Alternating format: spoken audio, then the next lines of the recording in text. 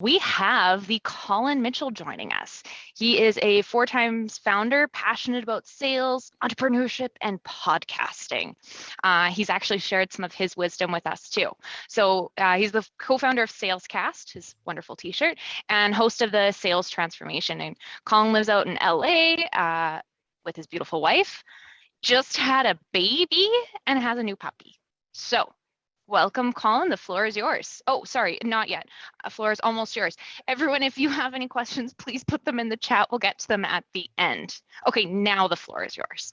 All right. We almost had a false start there. Collin, thanks so much for inviting me to do this. Hello, everyone. I have a bit of a presentation that I'm going to run through, and then happy to answer any questions at the end. Let's make sure I have. All right. I've got share access. We are ready to go. All right. Can everybody see my screen okay? Awesome. Yep, we gotcha. All right, cool. So, all right, we're going to talk about how to create a revenue-first podcast strategy. This could mean a couple of different things, and we're going to cover two of them, which tend to be the most popular. One is starting a show of your own, and the other is guesting on podcasts. But before we dig in, just to give you a little bit about myself, Collin gave you a little background. I live in LA with my wife and 4 kids and little Labradoodle. We just welcomed our 4th little baby. She is 2 weeks old yesterday. And I enjoy cycling, swimming, and I've been practicing mindfulness for over 10 years. On the business front, I've founded 4 different companies. I grew my first company to $5 million in annual recurring revenue alongside with my wife in a little bit over 2 years. I've had 1 successful exit. I've been named a top sales influencer to follow on LinkedIn by Slintail. And I host a top 0.5% podcast globally. I don't know why they put 0.5%. It is 0.5%. I usually say 1% because I feel like a bit of a douche when I say 0.5%. So, but anyway, my co-founder helped me put this deck together. And I am the co-founder over at Salescast and CRO. So a little bit about who we are. Salescast is an operating system for B2B podcasting. It's a community of sales, marketing, and revenue professionals. We have inclusive online community, courses, tutorials, events, guest matching, and even world-class managed production services. Our mission that drives us to get up and do this every single day is to connect 100 million sellers to the power of their story. So we have fully done production, managed guest tours, and we have free and paid community as well. So who is this for? This is for founders, sales leaders, marketing, or growth leaders. This applies to any of you. And I think that you will find these topics interesting on how to grow your agency. All right. So here's how I kind of want you to think about this as I'm going through these topics. And I can get you a copy of this very simple Google document if you want. This is an example of a SaaS company that we took through our process. And here's how you can think about it today. Where are you at today? What does your business look like? What's working, maybe, how many clients you have, what your MRR is, things like that. What sort of goals you have for your business, and then how we can tie a podcast strategy to those business objectives. So this is a way that you want to think about it as we go through the presentation today. All right. So you might be thinking, why podcasting? There's tons of podcasts. There's no space for maybe somebody like me. I don't know what I'm going to say. Nobody's going to listen to me. I'm not going to be good at it. These are a lot of the common things that people tell themselves when they've maybe been thinking about getting into podcasting. Maybe they've seen, people in their network popping up on social media. Maybe friends have started a show, and they have just thought, podcasting is probably too crowded and not going to work for me. So if you've listened to podcasts, usually that's going to give you a good sense of what a good quality shows if you're a podcast consumer. But here's some interesting stats to think about. And these numbers are actually growing. So there's 2.6 million podcasts today. And over 50% of those podcasts fail, meaning they no longer release episodes, and typically they never make it to episode 8 or even episode 10. Every show that we've worked with in our community, in our network, they all make it to the top 10% of shows. Now, to get to the top 5% or 1% or 0.5%, it's a lot harder, but it's not that difficult to get into the top 10% of podcasts. And here's another interesting thing to think about. 90% of total podcast consumption is given to the top 10% of shows. And the reason that that's important is the demand for good quality shows exceeds the inventory. So what that means is it's still a great time to get involved in podcasting. You can kind of think about podcasting as maybe YouTube 10 or 12 years ago. That's if you got into YouTube 10 or 12 years ago and you were consistent with it, you're making some great money through that activity today.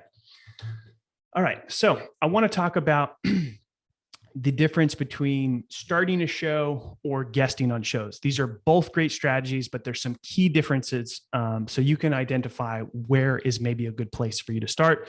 Or maybe you're a little bit crazy like some folks that we work with and they want to take on both at the same time, which is also not a bad option. So starting a show, one of the major benefits of starting a podcast is you own your audience. You can build great relationships with the people who consume your show, as well as the guests that come on your show. And there's way more options to monetize or drive revenue for your business. And you have more control of what that looks like. Okay. So those are some of the key benefits of having your own podcast.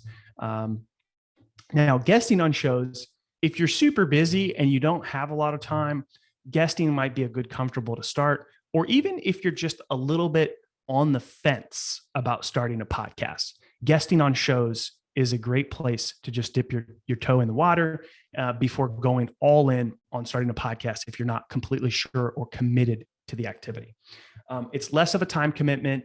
And the big benefit there is you can tap into existing audiences versus building one from scratch, which does take a lot of time.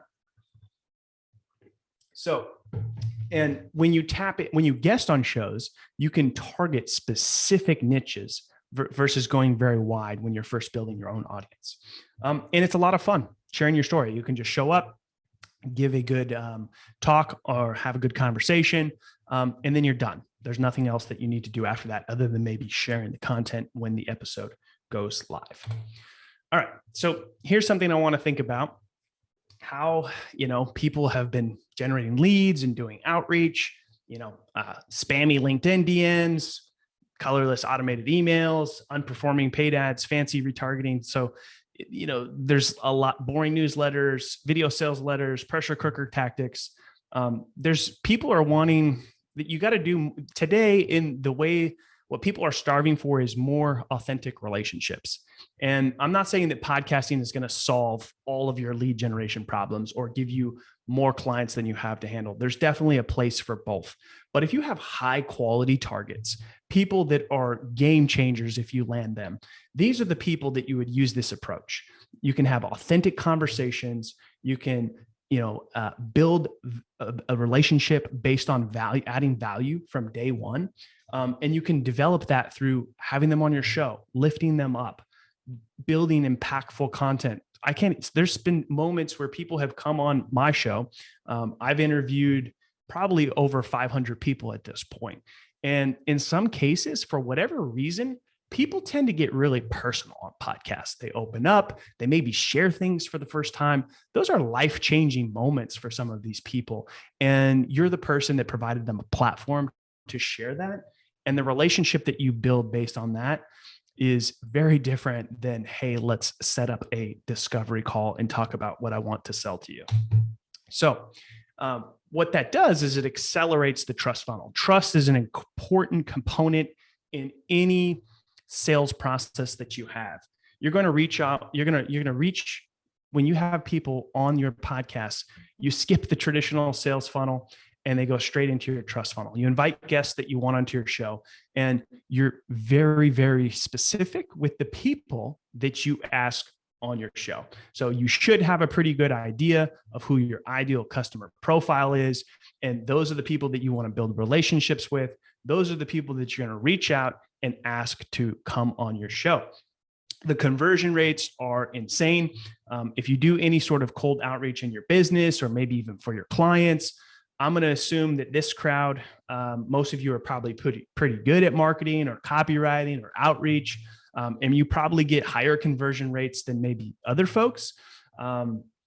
But the conversion of asking somebody to come on your show is like 80 to 90%.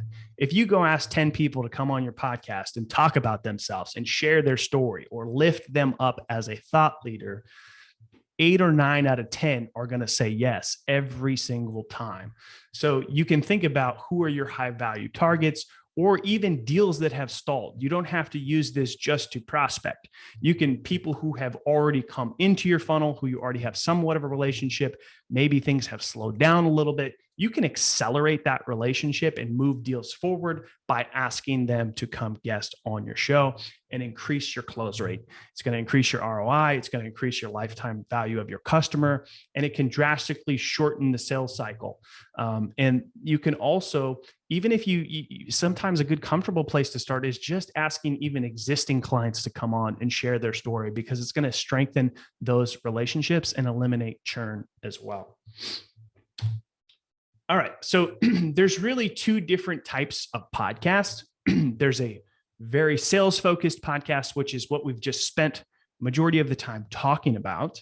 And then there's more of a brand driven podcast. Now, there's nothing wrong with one versus the other. However, many people think of podcasting only as a marketing activity, only as brand awareness. And that is the majority of people who fail because they have a lack of strategy. They don't drive any revenue and they don't see any ROI, and they give up before it happens. So these 2 types of approaches can work together, but it helps if you have somewhat of a sales-driven focus with your podcast so that you can outlast other people in your space while driving revenue. So this is going to be more around relationships and really nailing the guest experience to convert those guests into customers. A brand driven is more focused on awareness, and it does work, but it takes a long time to build an audience from scratch and start to see conversions through your listeners into your sales or marketing funnels.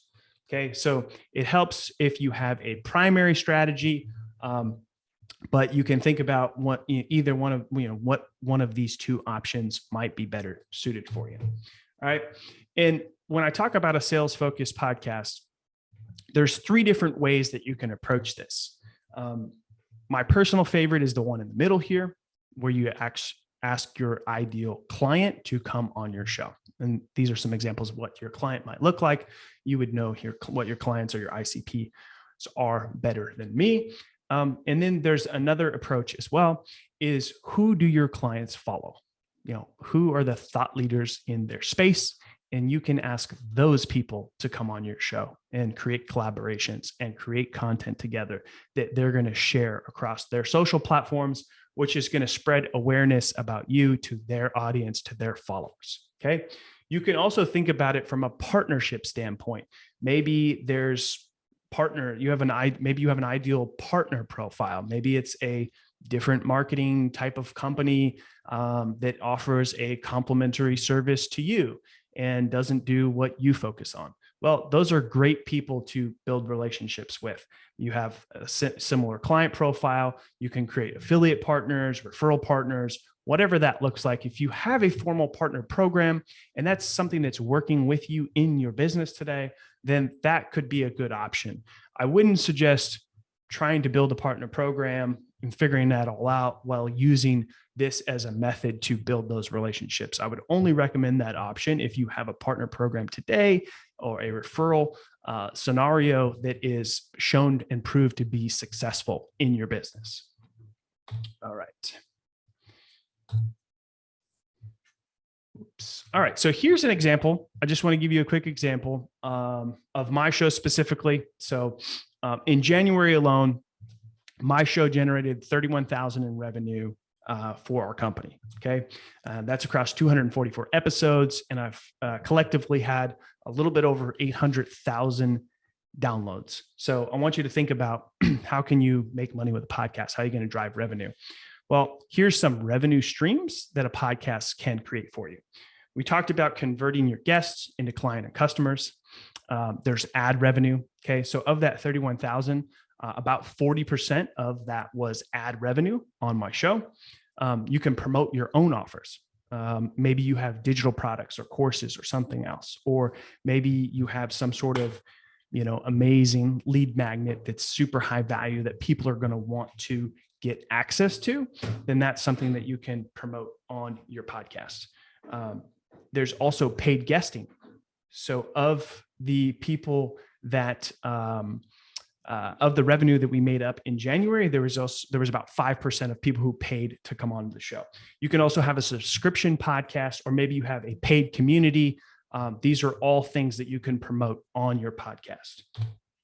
All right. So here's an example that I want to give you on when you have a sales focused podcast. You want to make it really easy for folks to share that content across their social platforms. So here's a really simple example of making it easy, giving them their socials, giving them an awesome clip that they're going to be proud to share, that's going to lift them up as a thought leader. And this is a big component of tapping into other people's audiences to convert them to yours, and also strengthening the relationship by lifting up your guests and giving them a powerful moment that happened in that interview. All right. Now, you might be thinking, that sounds like a lot. I don't know if a podcast is for me. And that's totally okay. Maybe guesting is a better place to test the waters for you. And here's some things to know about going on podcasts. Well, people who listen to podcasts are more likely to be decision makers. Your clients and your buyers listen to podcasts. And somebody who hears an offer on a podcast is actually 4 times more likely to take action than on a paid ad or reading a blog.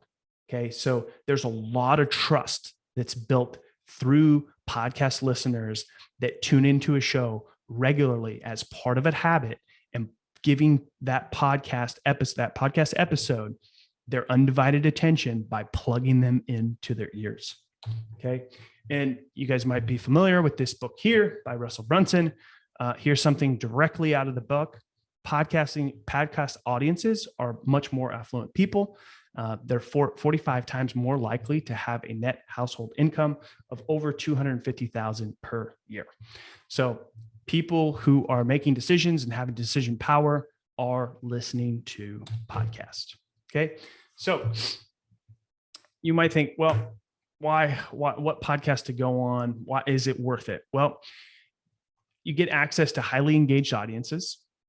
You can also build one-to-one connections. So if you give a good message and you hit it off with the podcaster who has a very wide reach, there's lots of win-win scenarios that can come out of that. So there's the one-to-many with the engaged audience, and then there's the one-to-one with building relationships with the actual podcast hosts themselves.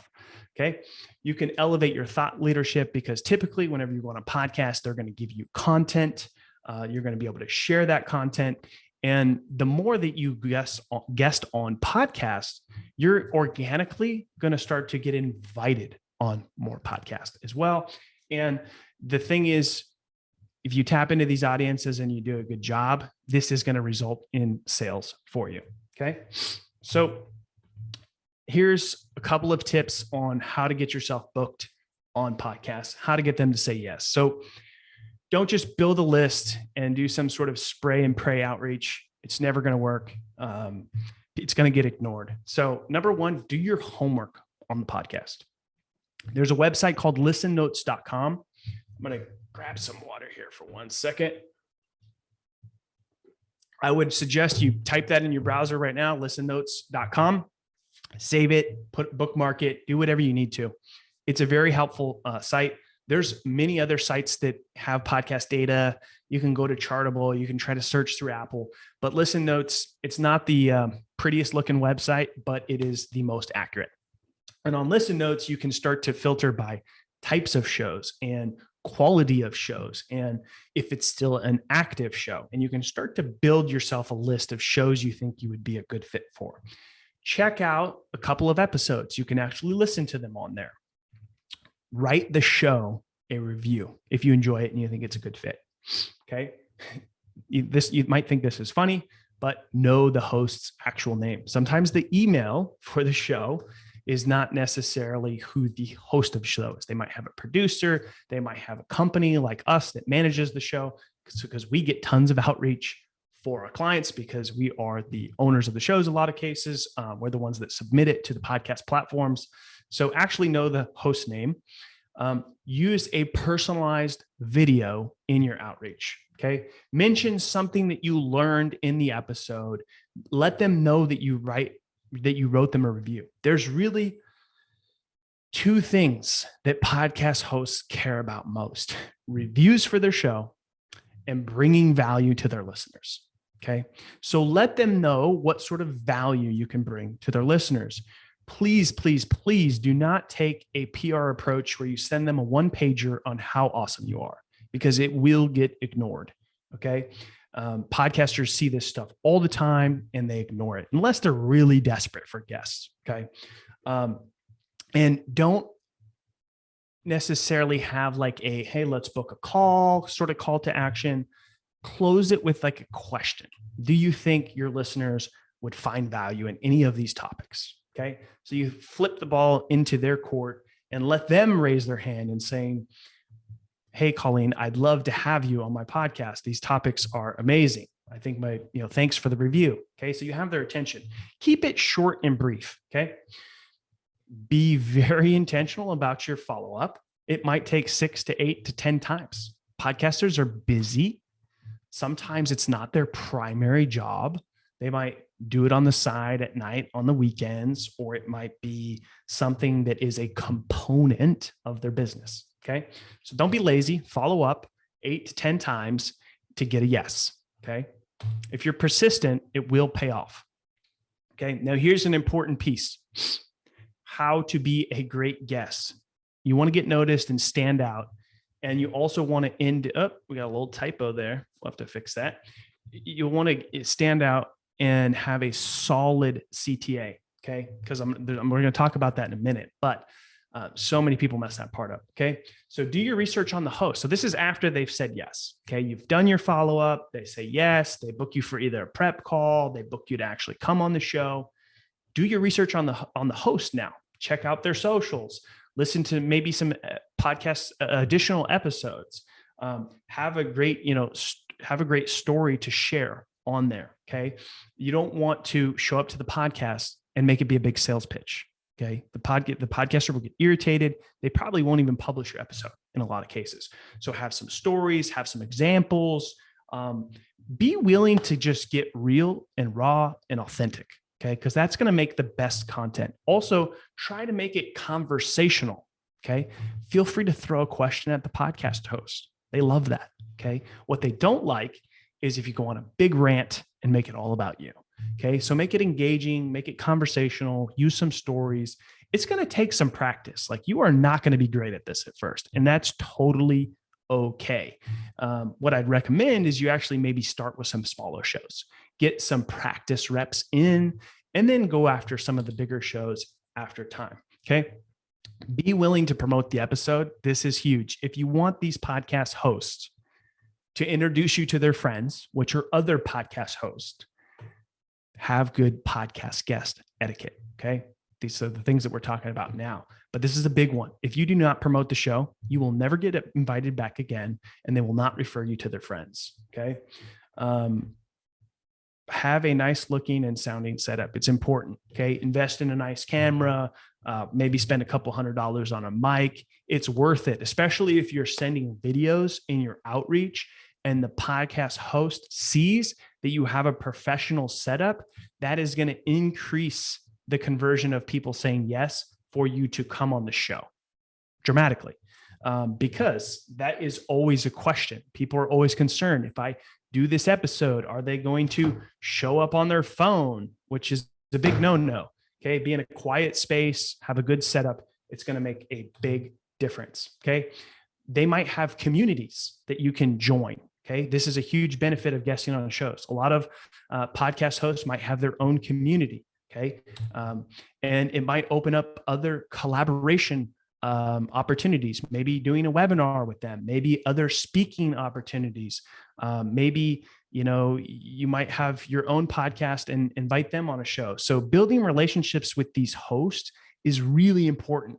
So many people go on podcasts and they're only concerned with converting the listeners into their funnel, that they overlook the relationship with the host. And that one-to-one relationship, the relationship that you actually can't scale, is the most important one. So it's important to pay attention, focus on it. Maybe send them a gift.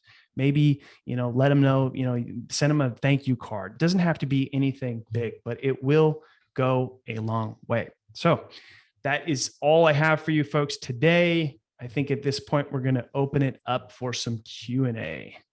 Yeah, Q&A time. I just wanted to share one thing before we jump to the Q&A. I think most of you were around when Mitchell Slater presented. He's another agency or Vendasta partner, and he joined in I think he's been a Vendasta partner for 7 years, but he actually started his own podcast, and he was sharing with me that he targets his ICP, and he always asks them to come and join and be a guest on his podcast. And he says that he has like a 75% close rate after he invites one of them onto his show. And I was like, that's brilliant. So it works. It works. Brain exploding emoji. Yes. People love, would you be interested in being a guest on my podcast? Creates that, what should I say, rapport with them. Super exciting. Okay. Now on to questions. I'm just going to scroll back up into the chat. Make sure we start at the top.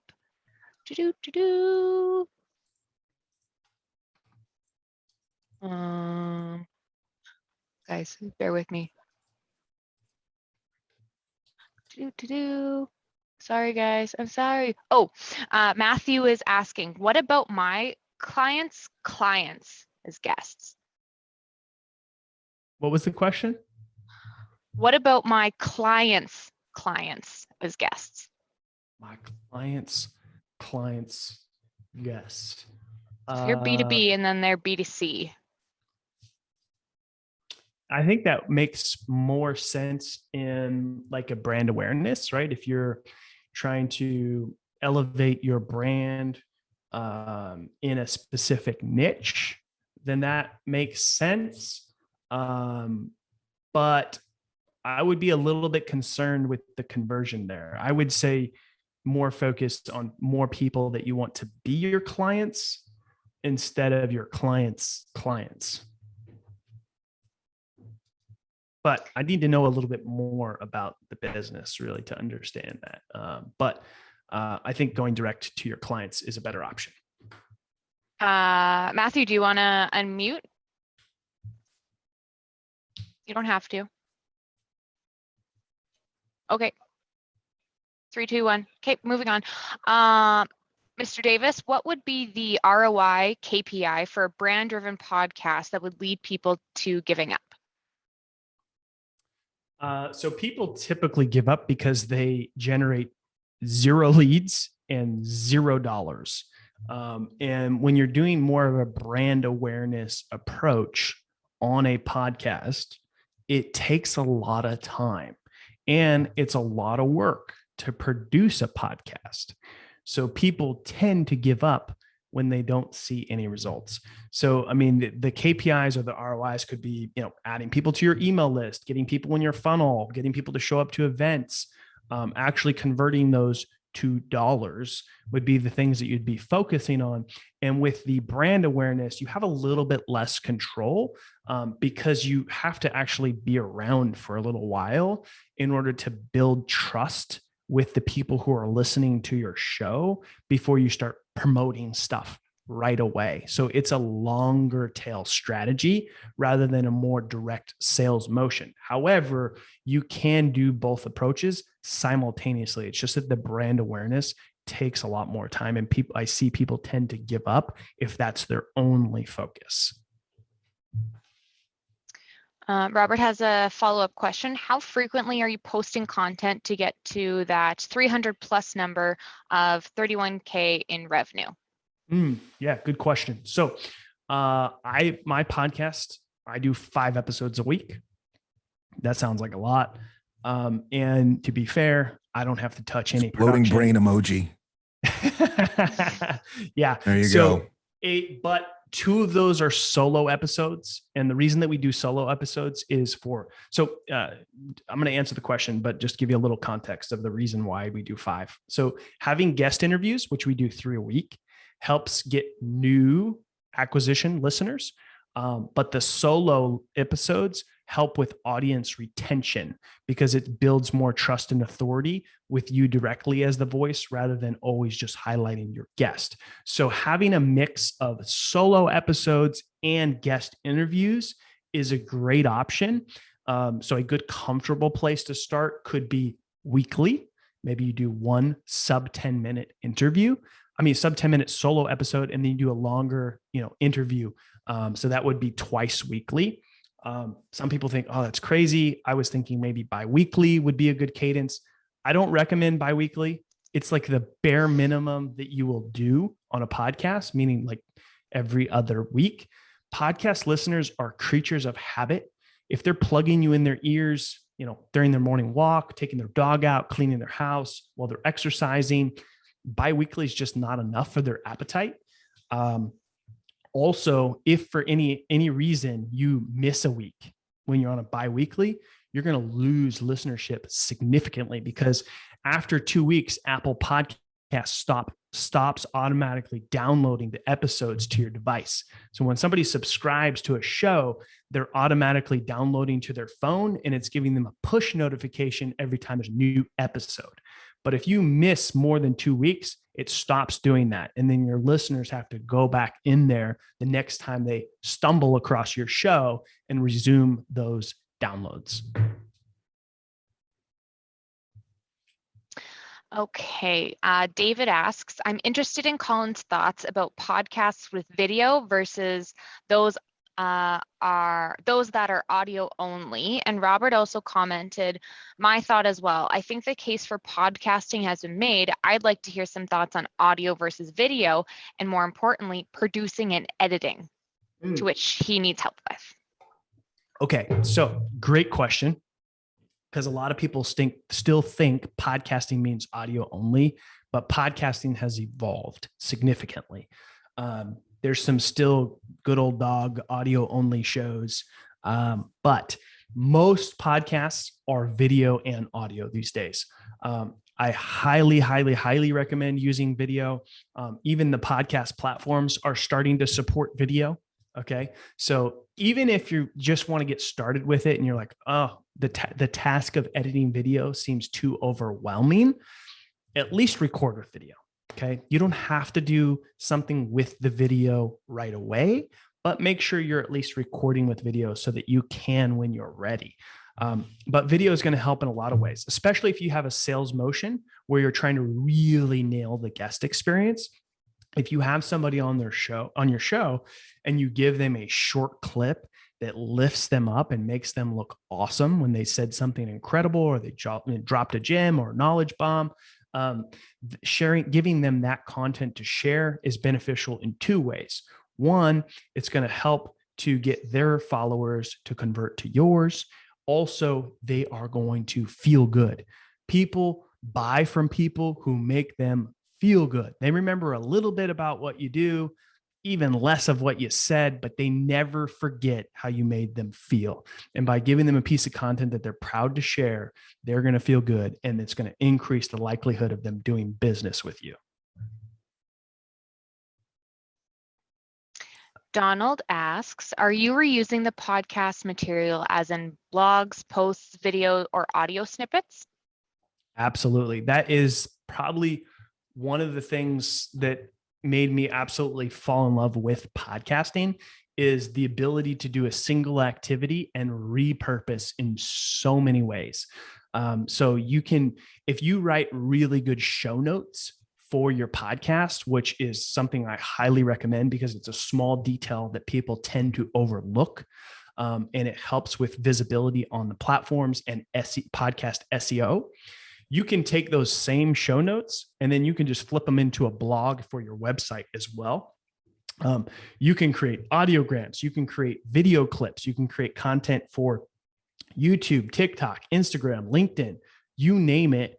You can take the same clips, reformat them, and post them on all the platforms. So through that single activity, I mean, and even if you're just kind of thinking of how do I ramp up my content? I know I need to be posting content, but I got clients and I got, sales calls and I got deliverables and all these other things that I have to work on. I see a lot of times with marketing folks, sometimes their own marketing is the first thing that doesn't get done. Well, a podcast can solve a lot of that for you because it's just going to create a content machine for you. Okay. We don't have any more questions in the chat. Open the floor. Brett, do you have any comments? I mean, we have our fancy producer here. Just saying. Not, maybe fancy dressing, but we're just getting into it. I'm personally loving this conversation. I know a couple people. Robert's exploring this. We got Frank Deming as well. He has a podcast currently, so it's very excited for you to come in and talk to our partners, talk to the conquerors here. I'm looking forward to just kind of revisiting this recording, and also for those of you that may not know, Collin's actually going to be on the Conquer Local podcast recording next week, and we'll be airing that episode in May. So thanks, Don. So yeah, you'll be able to get a lot more in depth even when you listen to this conversation with George in May. So yeah, no questions right now. I'm just kind of spun up. So loving this topic. Yeah. We have Daryl asking, how about equipment recommendations? Yeah. I mean, if you just have a setup like Robert Davis over there, you'll be good to go. He is like Robert, maybe you want to unmute yourself because this guy should like record audiobooks. Yeah. Oh my goodness. Yeah, I mean, it's extremely important, obviously, to have, a good audio setup. I don't have a big deal setup. I'm using an Elgato Wavelength 3 mic with an Elgato Wavelength arm. The audio is really a factor of the mic itself, along with OBS Studio. Yeah. And you don't have to spend a ton of money. I was going to guess that you had the Shure mic, but the Shure V7, Shure, I think it's a USB mic. The Shure, just search Shure mic is a good option. This is the Rode Podcaster. It's a couple $100. This is my personal favorite. We have Shure mics in our studio in Orange County. The key is having, just like, you see myself and you see Robert, is having your setup always on. Don't have it as a secondary place that you go necessarily, or something that you have to set up to do the activity, because it's going to make it a little bit more challenging to actually get it done. So yeah, I think I spent $100 on my camera. I don't have anything fancy. It's just a Logitech 1080 camera. And then maybe $200 on this Rode Podcaster. I bought a kit that comes with the arm. If you're really like budget's a little tight, you could go on the Blue Yeti. It's less than $100. I don't love that mic, but it's good enough. And then something else as far as like equipment, a lot of people tend to default to Zoom because it's what they use every day. I highly, highly do not recommend that. So do not record on Zoom. There's a platform called riverside.fm. You can sign up for a free trial. You can even use Salescast, and you get as a coupon code, and you get like 50% off for 3 months of Riverside. And the benefit of Riverside is it records high quality video, and it records local high quality audio for you and your guests. And this makes a big difference in really wowing your guests and giving them something that they're going to be proud to share, rather than like a pixelated Zoom recording. So highly recommend checking out Riverside FM. That's a great platform to record your podcast on. I have a question. So I'm a podcast nut. I mean, when I produced the Conquer Local podcast, I kind of fell in love with them, and the more I listened, the more I like picked up on them as the producer and being like, oh, there was a blip. Oh, their audio. Oh, that was a notification. But my question to you is, I listen to so many various lengths. What's kind of the, I don't know, best practices for like the length of an episode? I have like 15 minutes, 30 minutes, and then I have some that are an hour, hour and a half. Yeah, that's a great question. So, I mean, not everybody can be like Joe Rogan and interview people for extended periods of time and then expect people to actually listen. Love him or hate him, like, he has a huge following and his interviews are very long. Um, so the recommended, like if you're doing guest interview, I would say is like 20 to 30 minutes is ideal. You can push it to 45. I don't recommend going an hour. We have over 75 shows that we manage and we geek out on the data. And that's across almost 1 million monthly downloads in our network. And what we see is even on the 30-minute interviews, those are only getting an average about 65% completion of the episode. And what we see is when people are doing those short episodes, those solo episodes that we talked about, those like sub 10-minute, those are getting 90+% completion. And the podcast platforms, part of their algorithm, yes, you need reviews and SEO and all these other things, but completion of your episodes is the indicator that tells them if people are enjoying your content or not. So it's going to make a big difference on growth of your show. But the interesting thing that we've seen with these shorter episodes, and that's why I like having a mix of both, is we see folks actually go like, listen, when we look at the completion rates, we see 90+, but in a lot of cases, we're seeing 130, 140, 150%. And we're like, what the heck is that? And what that means is folks are actually listening to that short episode and it's so good, they're going back and they're listening to it again for a second time. And that creates a lot of trust with your listeners. Okay, a few more chat or questions popping in the chat. What about the acoustics of the room you're in? Oh, that is very important.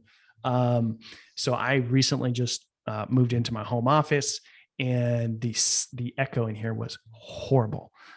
So we had to put like some different mats. My office is actually half office, half gym. So I have like my little spin studio over there for me and my wife. So we put like gym mats on the floor, which worked really well for soundproofing and minimizing the echo. And then I have acoustic stuff on the wall over here to the left of me. And then you can actually buy like nice looking pieces of art that are built with acoustic material as well. So soundproofing your room and minimizing echo is really important. And the podcast doesn't need to be perfect. Podcast listeners are used to it not being perfect all of the time. You want to get it as good as you can and you want it to sound professional. And there's lots of tech and software out there to adjust the audio levels, to minimize background noise and echo and stuff like that, where you don't have to like go to school and become an audio engineer to figure this out. So there is tech that exists today to improve your quality without, having to spend endless hours making it sound good. Giovanni asks, how do you like to track KPIs? Do you have any kind of reporting for podcasts / ideal clients to show the results they're getting? Yeah. So, the metric that people want to pay attention the most is downloads, monthly downloads. Another metric that you'll want to pay attention to is unique listeners. So those are people who are subscribing to the show. And then the most important one is dollars in your pocket, right? Is this costing me money or is this making me money, right? Because at some point it becomes a labor of love, or it actually becomes something that's aligned with your business objectives and driving revenue for you, which is the goal. To get to the top 10% of shows, which we talked about in the presentation, right? Which is gets 90% of total listenership. You're going to probably be somewhere around 3,000 to 5,000 downloads a month. To get up into like the top 1% or higher, just to give you some context, my show gets about 95,000 downloads per month.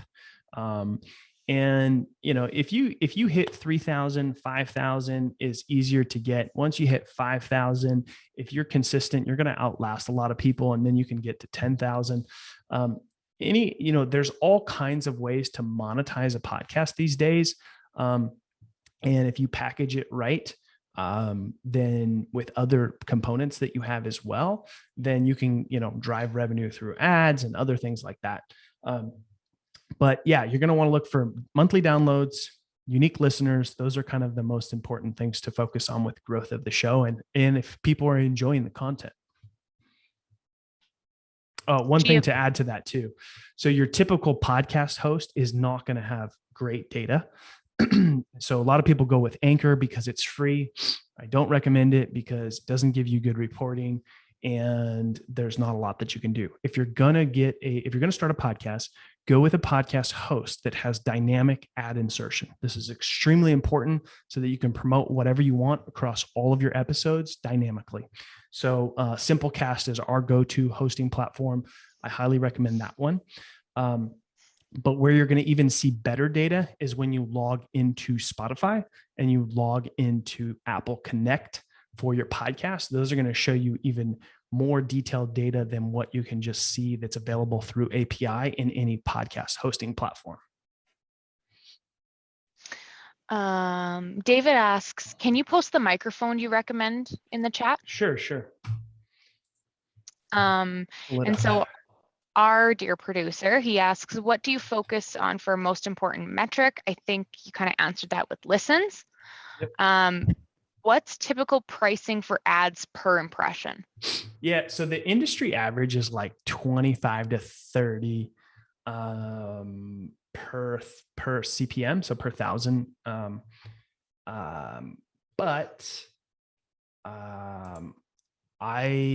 Shows in our network and my show personally, we're getting 3 to 4 to 5 times industry average, specifically if your show is niche. So if you're an entrepreneurship show, that's kind of niche, that's pretty niche. If you're a business show, that's a little bit more broad. If you're a sales show, that's more niche. If you're a marketing show, that's more niche. So depending on your niche and depending on your downloads, that's how you'll package that. But we typically package podcast advertising with other things, like maybe part of their leadership team gets to come on the show. Maybe we're also doing social media mentions as well. Maybe we're also adding, call to actions and show notes on YouTube as well. So we try to package as much value as possible to drive up that CPM price. Love that. Appreciate that. Yeah. So here is the Rode Podcaster. Here is the Shure SM7B is a good one as well. It's a little bit more pricey, but it's worth it. And then here's a good camera option as well. Logitech Brio 4K. So funny, Mitch Collin. asks, sorry, Robert, go ahead. Oh, I'm sorry. On the Brio, I use that one on this camera here. This is a Brio I use, so that's pretty cool too. Good recommendation on that one. Yeah, it's a great camera. You don't need to spend tons of money on equipment. In our studio, we have like 4 camera angles and that's a different situation. But for just, everyday podcasting, you can spend a few $100 and you're good to go. So Mitch actually asks, they would like to use this adapter, and he shared the link, to handle calling guests. What are your thoughts on that one? I don't know if you can see it. Sent at 11:22. Oh. I don't recommend it. It looks like it's a phone connected for call-ins. You can do call-ins, like you could do it like through like a live stream. That's a better way to handle it. I mean, unless you actually want people to like dial in. I don't know. I don't have any experience using something like this, but anything that's connected to like a PTSN like phone line, quality is not going to be good.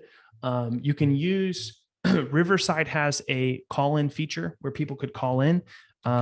You could also, you could do Zoom and people could dial in to the Zoom number. Zoom is not my recommended for best quality. Doesn't mean you can't use it, right? So you could do Zoom and then allow people to dial in that way. Another good option that I really like, especially if like you're not going to hire somebody to do the show, and you're going to do a lot of the editing yourself, you can use StreamYard, and you don't even have to stream live, but you can use it to record. And the reason that I like it, I can actually just show you probably really quick, is that you can create a broadcast, and maybe you want to stream to LinkedIn, maybe you don't, maybe you're just going to record only. But what you can do is you can load all your branding stuff so that you don't have to add your intro and your outro. We're going to go here. So you can have different brands for different shows here, right? So what I mean is you can have an overlay like this. So it's basically framed and ready to go for YouTube when you're done. You can have your intro in a video version and your outro in a video version. So basically what that looks like is you would have your guest on, you would play your intro, have the conversation, play your outro, okay? And then you would end the broadcast. And then you basically have two files. You have your audio already ready to go, and you just upload it to the podcast platforms. And then you have a video ready to go to YouTube, already designed, looking good. You got to come up with a nice thumbnail. But this is a really nice sort of do-it-yourself platform that I dropped the link for in the chat there. Awesome. Okay, it's 11:30. I see one more question from Mr. Diaz. What are your thoughts on transcribing your podcast and using them on your website? Is this valuable? Transcription is good to upload to the podcast platforms. Transcription to your website, it's not a bad idea, but it's not. Transcriptions are not usually very friendly or enjoyable to read. So I would highly suggest you can check out my show actually, and you can look at our show notes to get a bit of a formula. Because if you have good show notes, then those are better to repurpose as a blog. And then you can pack more SEO keywords in there that way. Transcripts are not fun to read. Nobody's going to read them. It may help a little bit, but not as good as doing like a story-driven recap and having quotes and takeaways and all that sort of stuff. I have a follow-up question. So even if you have your keywords and you transcribe them and just upload them to your website under all the show notes, would that give you an SEO boost? So you can upload them through the podcasting platforms, and then it will make it available to people who are like, impaired and can't hear, which is recommended. And then here's a very good platform to get your transcripts as well. So you can use Descript. Rev is another option. It's more expensive. Descript actually uses the Rev API, and it's a little bit more affordable. Great. Okay, well, folks, we're at 11:30. Collin, thank you so much for coming. I think a lot of people got a lot of great value. Just so everyone knows, next week we have Collin's partner in crime, Chris Decker, coming, and he's going to talk about the content related, the growth hacking, the creative, and that sort of thing. So kind of a two-part series. Looking forward to having Chris next week. But Collin, thank you so much for joining the community session today. Awesome. Thanks so much for having me. Okay, everyone have a safe and happy weekend. We'll see you all next week.